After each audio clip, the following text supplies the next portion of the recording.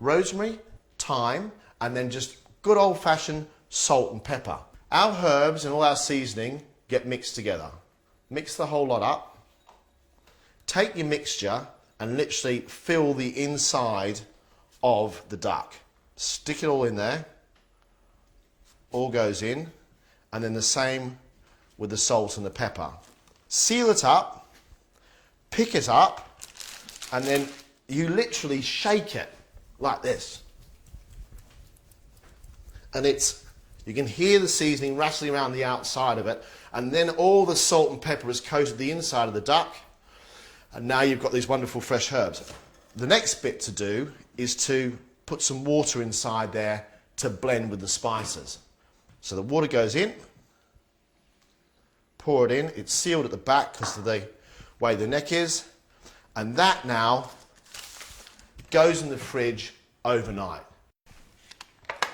This is now, for me, the most important part of cooking a duck. A roasting tray with a trivet on it. Trivet is simply something which keeps the roasting item, or the duck, away from the actual bottom of the pan. Take the duck, all seasoned. And now we make sure the skin is lovely and taut. We pull it, reshape the duck itself so it's nice and firm all the way around. The duck itself is now coated with boiling hot water. And the boiling hot water just goes across the skin. And it starts to just make the fat that sits underneath the skin a little bit softer. We now pat it dry with a bit of towel. Let the steam keep on around the outside, that's fine. But it also makes sure there's no more wax left on the outside of the duck. The next bit is very clever indeed, because you just take vinegar and you sprinkle the outside of the duck with a little bit of vinegar. Now, the vinegar, scientifically, is an astringent, tightens things up, and that skin now should go lovely and crispy. Wipe the excess of the vinegar off, and then for the first part of the cooking, I'm going to put some bacon over the top of it, both for flavour and to protect it. Streaky bacon, the best type of bacon, and about 6 or 7 slices laid just across the top. Preheat the oven to 220, as high as possible. The first part of the roasting needs to be intense. We want to get the heat to really start to generate inside that container.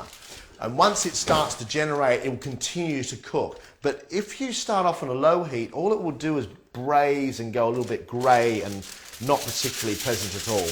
You want it to be ferocious. You want it to cook. Foil over the top. Scrunch it and make sure that tray is properly sealed so the water inside it steams, it doesn't disappear. So that now goes in the oven for 30 minutes. Cooked it for 30 minutes, took the foil off, took the bacon off and put it back in the oven. And since then, I've reduced the temperature down to 200 and it's sitting there for an hour. I basted it once before and I'm going to baste it one more time.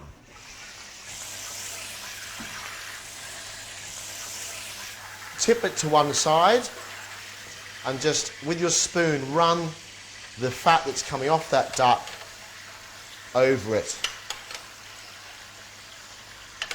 And then it's going to go in for its final 15 minutes of crisping up. So back in the oven, turn the temperature back up to 220 and we'll leave it 15 minutes. Now look at that. That is an absolute thing of beauty. You see the skin now on this duck has started to puff up off the breast. That means we've got a separation where that fat is. The fat's melted into the meat. Let that rest for a good 15-20 minutes.